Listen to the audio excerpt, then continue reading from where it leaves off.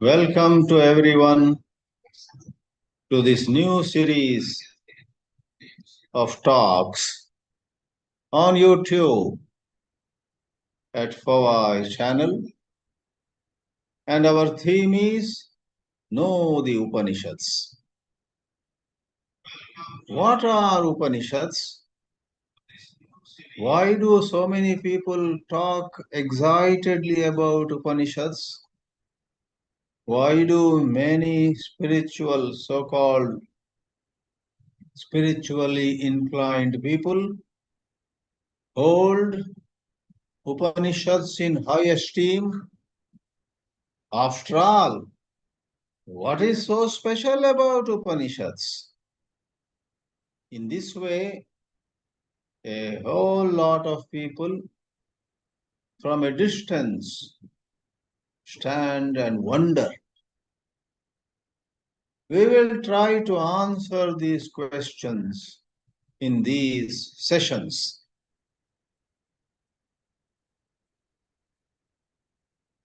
To do so, I am going to take the help of a few simple slides also in this session.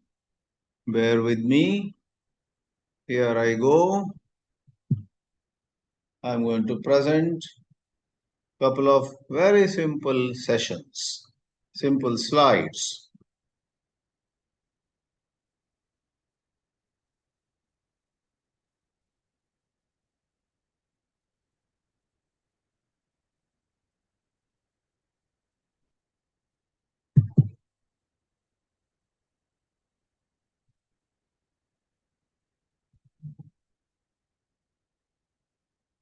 Know the Upanishads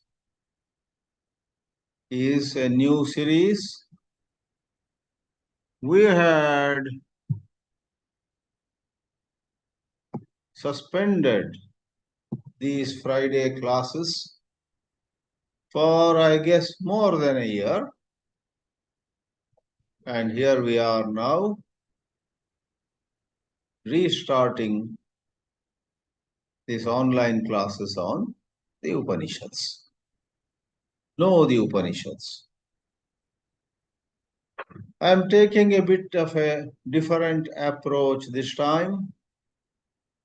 Rather than throwing some Sanskrit words and Sanskrit mantras upon you and reciting something and using many technical words, most of them again in Sanskrit, I would like to say that to know what Upanishads are involves, above all, recognizing that it is about a deep transformation. Even if 999 people out of 1000 studying the Upanishads have not changed at all. Some of them have gone from bad to worse, let us say, in your eyes. Please do not think that Upanishads do not have the capacity to transform people. Alas, these 999 students of Vedanta, teachers of Vedanta, publishers of Vedanta, connected with Vedanta in many other ways, alas, these 999 have actually not got it, have not applied themselves to the crux of the matter.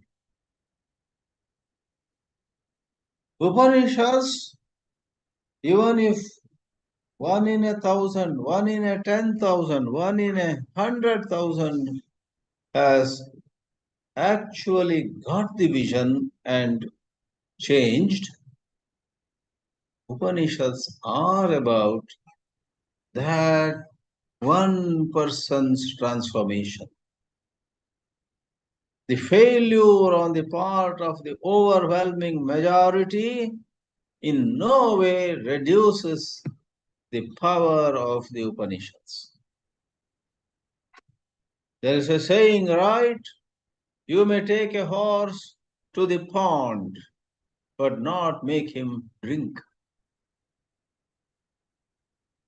A vast majority of Vedanta students, even Vedanta teachers in this Kali Yuga, are like the horse which went to the pond. But God knows why. The horse is not drinking water. Upanishads are about transformation of consciousness. What does it mean?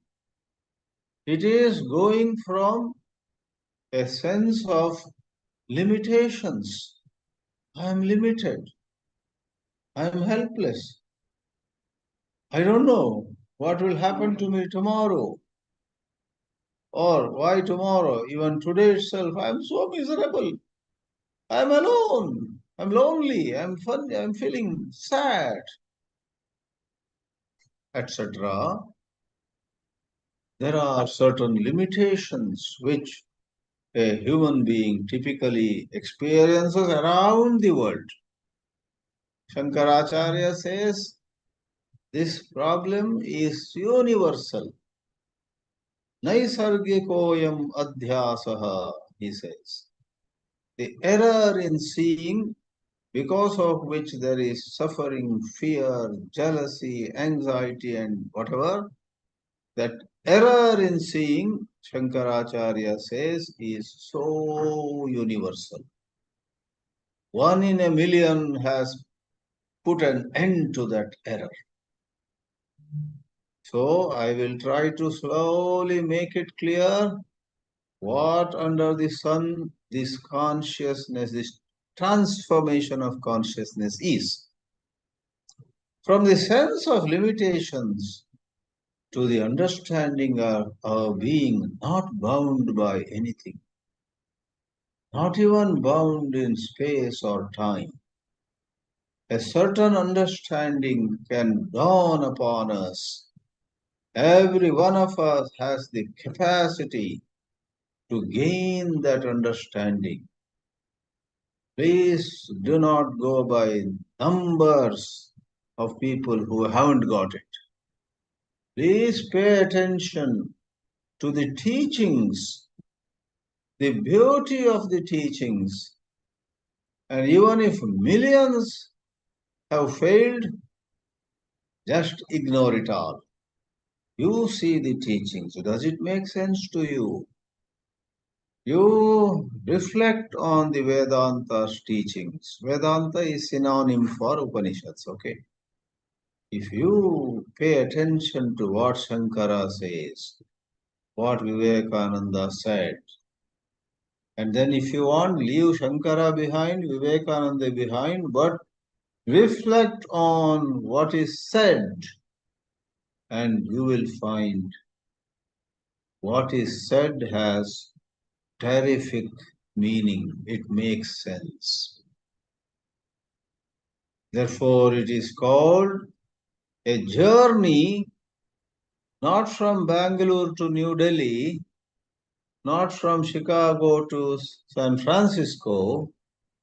It's a journey from error to right seeing. You and I, even this concept of you and I is questioned eventually, let me tell you, but using the common language. You and I have an erroneously perceived self. To the question, who am I? We have an erroneous answer.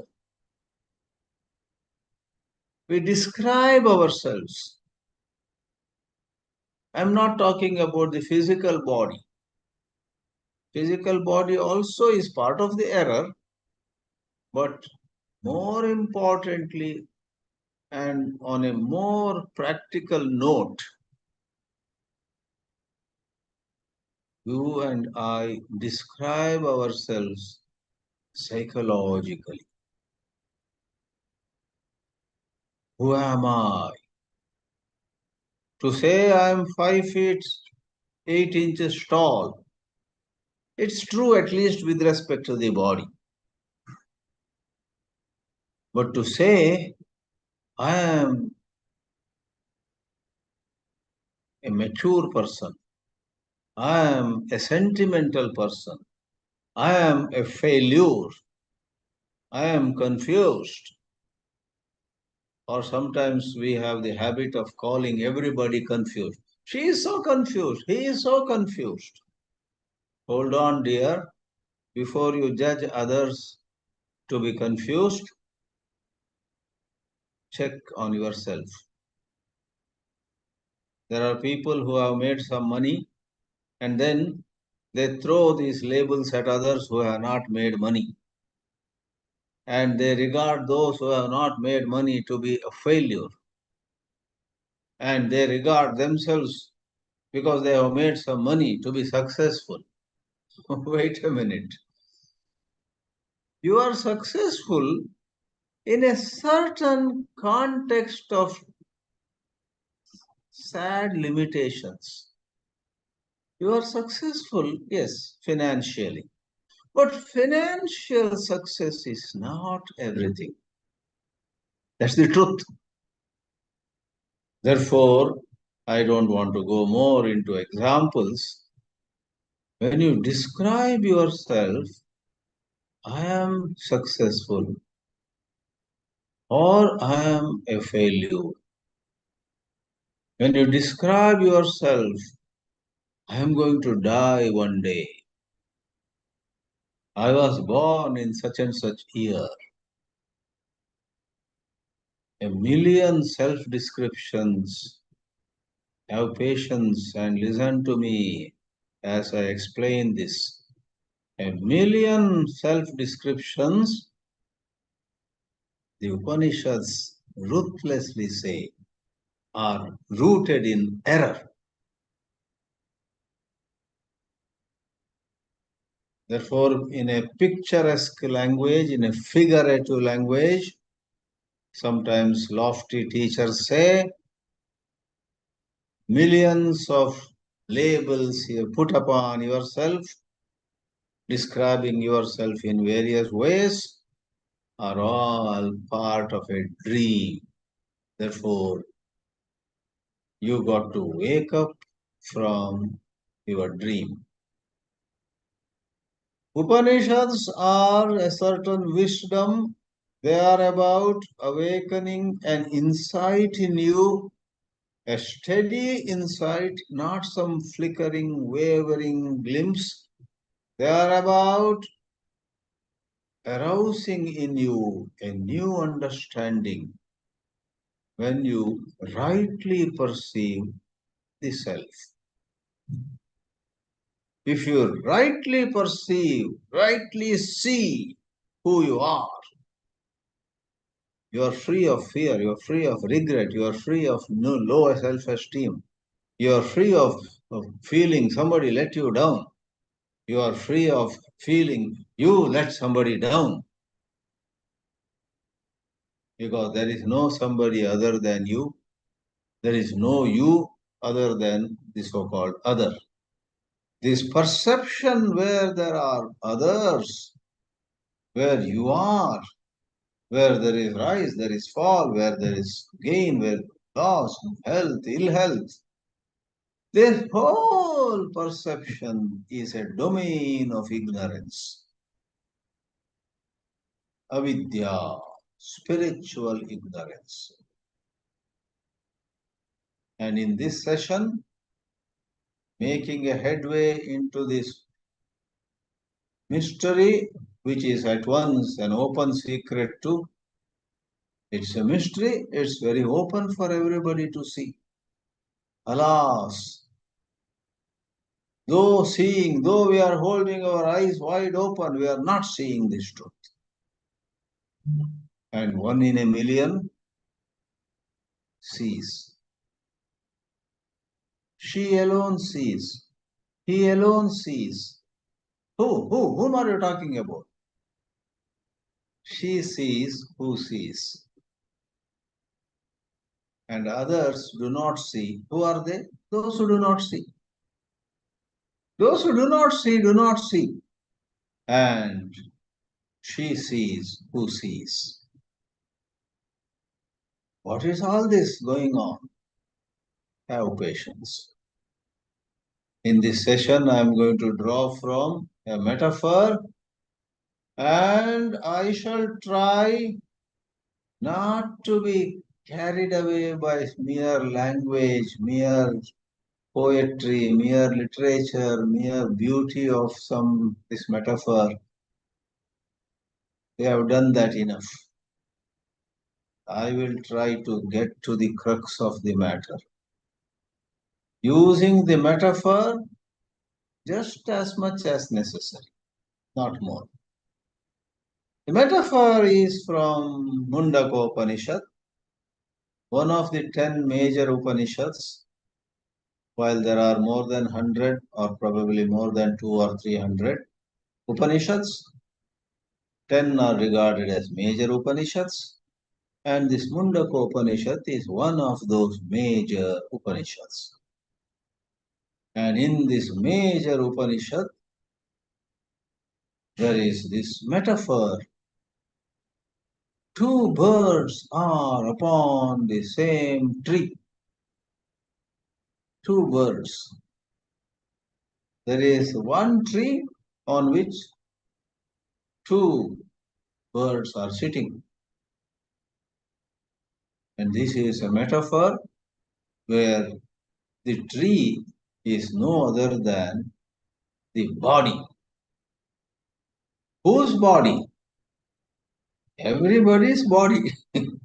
Your body, my body, her body, his body.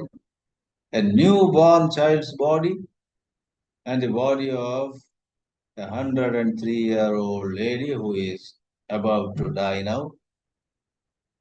The body, to start with, the physical body. Don't stop there. The physical body as well as the psychological side of one's existence. Because it is in the domain or in the medium of this physical body to start with, and not stopping there, it is in the domain of our psychological body, our thoughts and emotions. It is in this domain that at times we find ourselves being tossed about.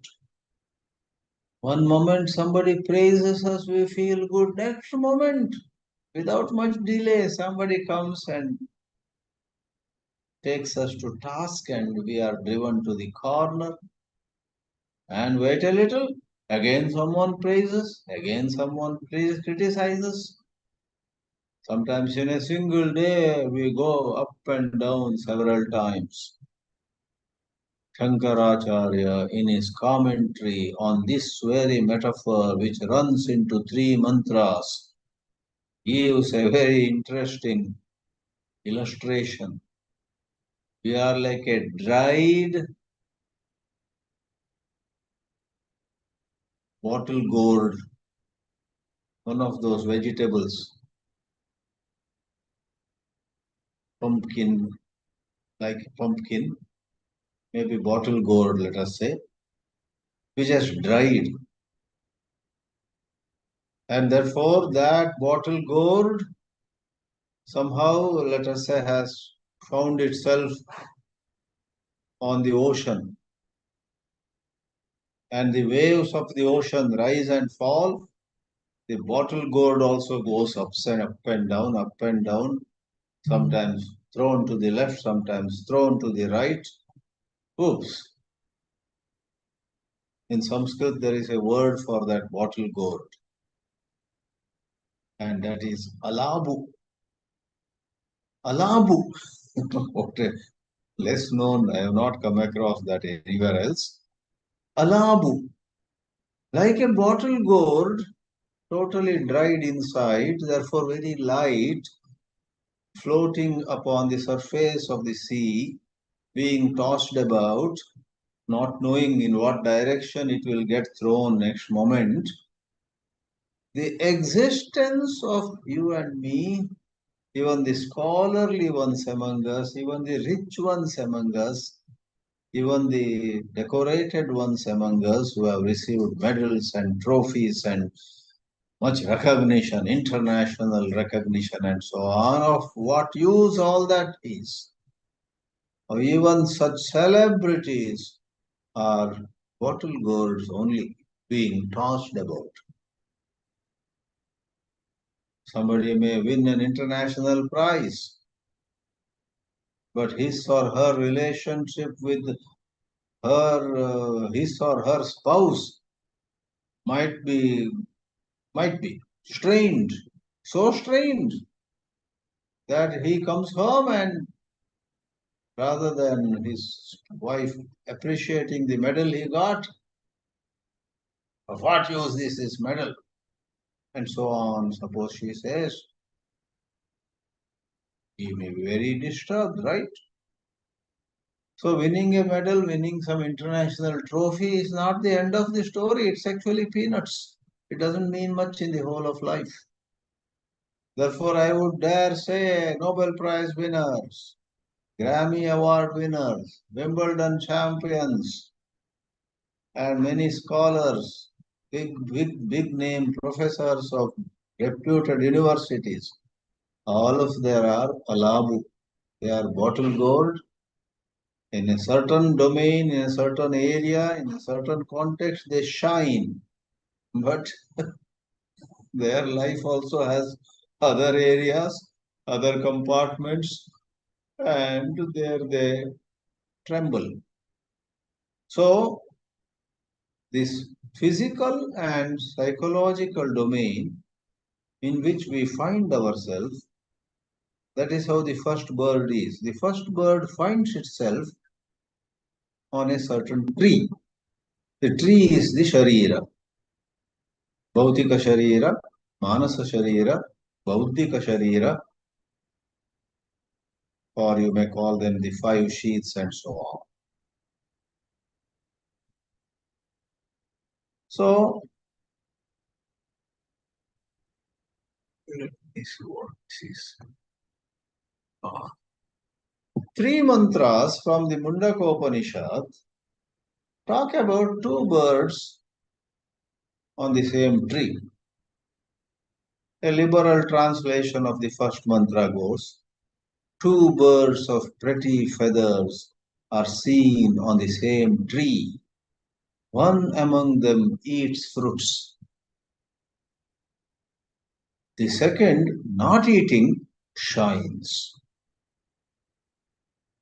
The second one just looks on, and there is such radiance upon its face.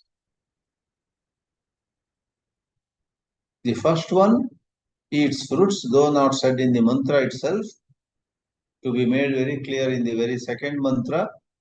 The first bird which eats this fruit, now that fruit after a while, and jumping from one branch to the another, pecking at this fruit or the other, is mostly sad. The second mantra actually says,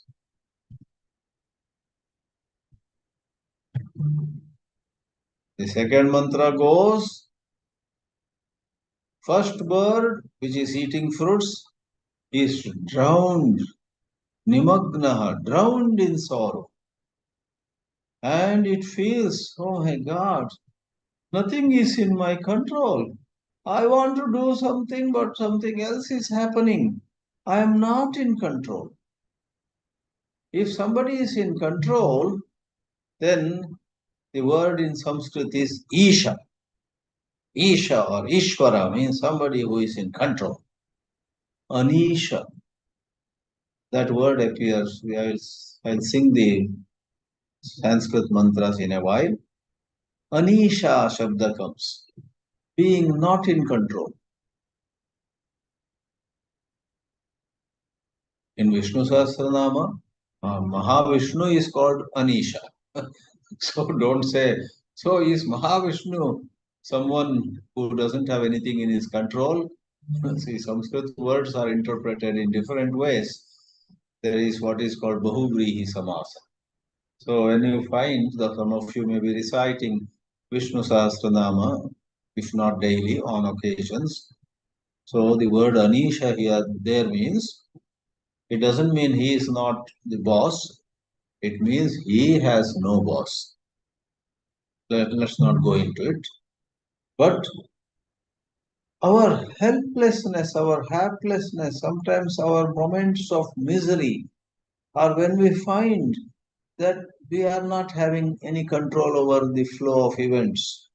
We feel lost. That's the situation of the first bird. And the second mantra itself says, by chance, this miserable first bird beholds a second bird on the same tree. Hey, I thought I was alone here, jumping about and tasting this or that fruit. Most of them are sour. 1 in 10 is tasty, but 9 out of 10 are, oh, not to my taste. I thought I was the only one. And now I see there's a second bird. Let me look at the second bird. Beholding the second bird, the first bird is convinced, hey, this second bird is in control. Isha. Isha is someone who is in control of things. Of great glory. Mahima. Mahima means glory. And the metaphor uses a mystical language. Don't give this metaphor to the scientific or engineering mind.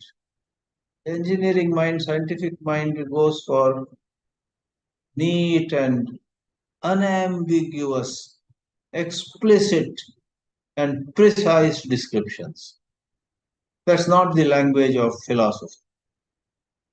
Philosophy also has place for precision, place for neatness, place for logic, place for all those features which science and technology value. But in certain subtle topics, when it comes to pointing out certain subtle, sukshma, if they are gross, then gross language is enough. But if the matter is subtle, it's like you want to explain to a 3-year-old boy what is envy. The 3-year-old boy just hears that word, or nowadays little kids also read some books which we used to pick up when we were 10-year-old or 15-year-old. You know, 3-year-old, 4-year-old children pick up something and their language is already grown. We sometimes see such kids. But the 3-year-old asks you, what is envy? What is jealousy? What is the difference between them? And Papa, what is possessiveness? Papa, what is loneliness? Now, if the child asks you what is a circle, what is a triangle, what is a ball, what is a rock, they are all physical things. What is yellow, what is green, you can show the colors. But what is envy? What is possessiveness? What's the difference between angst and anger? What is difference between all those uh, emotional words about subtle emotions? No, isn't it hard? Like that, you grow up. You are 35. You are 46. You are 72. These matters are so subtle, and therefore higher philosophy, which necessarily deals with topics like total freedom from sorrow, necessarily employ metaphors. and deliberately higher philosophy leaves certain things to yourself. Visualize, you find out. The first bird beholds the second bird, and the second bird is described as being in full control of great glory. And by steadily beholding the second bird, by gazing at the second bird, by fixing all attention on the second bird, by being almost possessed of the second bird, the first bird undergoes a transformation. It becomes free from sorrow. The last line in this slide, becomes free from sorrow, is about the first bird, which was in deep sorrow, which was in great conflict, which was miserable. The first bird becomes free of sorrow according to the literal meaning of the three mantras by merely looking at the second bird. And there is so much significance if you and I are able to behold the second bird. Who is the second bird? What is the second bird? I'll tell you. But there is something called second bird. And if you and I can gaze at the second bird, fix our attention in the second bird, spend time deliberating on the second bird, we also will be free of sorrow. I am convinced as I talk. I may not have reached that freedom from sorrow, but I see the truth of this. It is guaranteed. The horse has gone to the pond. All the all that the horse has to do is put the mouth into the water and drink it. Like that, some of us have clarity about Vedanta. All we need to do is, like the horse has to drink the water, we have to stay with these glimpses. The third mantra says, beholding the second bird, and the second bird has a golden radiance, Rukma Varna. You'll see the Sanskrit word shortly. Seeing the second bird which has a golden radiance, and the second bird also is described as it is the creator, Karta. It is the Isha, Lord. It is the spirit. It is the source of everything. It is Brahma Yoni. Now the first bird, even as it gazes the second bird, begins to change. Its stupidity goes. Its foolishness goes. Its unsteadiness, chanchalata, its wavering nature goes.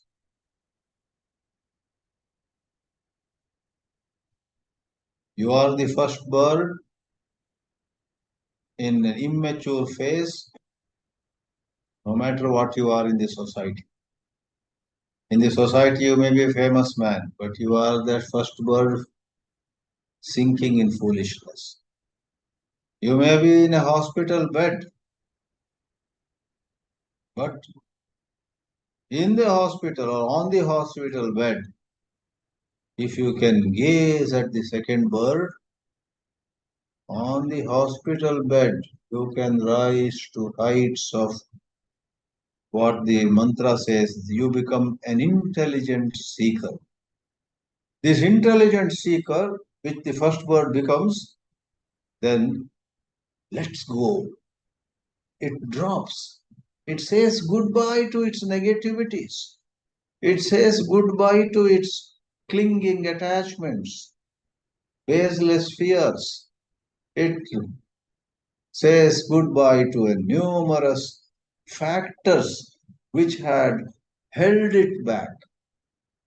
And the first bird, rising in its consciousness to higher and higher levels, attains absolute oneness with the second bird. Therefore, the title of this slide is a mystical topic. The first bird gazes at the second, and a point comes when suddenly this first bird says, "Where am I gone? There is only the bird whom I was beholding. Oh, I was something before. I was crying. Where did that one who was crying go? Where did that one who was miserable vanish?" The first bird vanishes into the second. There is only the second bird, therefore it is no more second. You don't call it second anymore. That's what Uddalaka said to Shvetaketu. Ekam eva advitiyam. The first bird attains absolute oneness with the second, being free of all impurities. In these sessions, I don't want to waste time on reciting, chanting, bamboozling you with Sanskrit words, but just to quickly mention what I have explained so far are in these three mantras. Dva Suparna Sayuja Sakaya Samanam Vriksham Parishasvajate Tayoranya Pippalam Swadvatti Anashnannanyo Abhichakashiti Samane Vrikshe Purusho Nimagno Anishaya Shochati Muhyamana जुष्टं यदा पश्यत्यन्यमीशम् अस्य महिमानमिति वीतशोकः यदा पश्यते रुक्मवर्णं कर्तारमीशं पुरुषं ब्रह्मयोनिं तदा विद्वान् पुण्यपापे विधूय निरञ्जनः परमं साम्यमुपैति. These mantras talk about this. And the highlights of these mantras are the body, physical as well as mental, is called a tree because just as a tree is cut, a tree dies of its own also. It's not permanent. Our physical and mental dimensions are constantly changing, and one day they vanish when you get enlightened. And who are these two birds? Shankaracharya says, Atma Ishwarau. Atma is the individual being which you and I are. That's how we perceive ourselves now. Going by how we perceive ourselves. An Advaita Vedanta student may read Aham Brahmasmi. But do you think when the Advaita Vedanta student goes to a temple of, let's say, Venkatramana, Srinivasa, does this lady who has just now attended a Vedanta class enter the temple of Venkatramana and say, God, you know you and I are one? No. Studying and attending classes is okay, but as she enters the temple of Tirupati Venkatramana, she bows down and says, Hey Srinivasa, hey Venkatramana, bless me with Viveka and Vairag. I am suffering. So that is Jivatma. It is two ways actually. Because we have such self-perception, we are Jivatma. And because we are Jivatma, we have such self-perception. Which came first, don't ask. Being Jivatma and perceiving ourselves as having all kinds of physical, financial, health, mental, intellectual, and other limitations. Having limitations and being Jivatma are two sides of the same coin. They rise together and they subside together. In your deep sleep, you are neither Jivatma nor have you any limitations. In your deep sleep, you are one with the pure self. But in your waking, you not only wake up, but you have a theory about waking up. You then make a theory, you spin a theory in which you believe strongly. I was fast asleep and now I have woken up. And so you imagine a certain sequence all in your mind. Is there really a sequence? If there is a real sequence, time has to be real. Is time real in the Vedanta? Is space real? Does Vedanta accord total reality to space and time? Or does Vedanta say space and time are mere parts of the spiritual ignorance? And if time itself is unreal, why do you consider this movement from deep sleep to dream to waking as a movement in time? And time itself is unreal.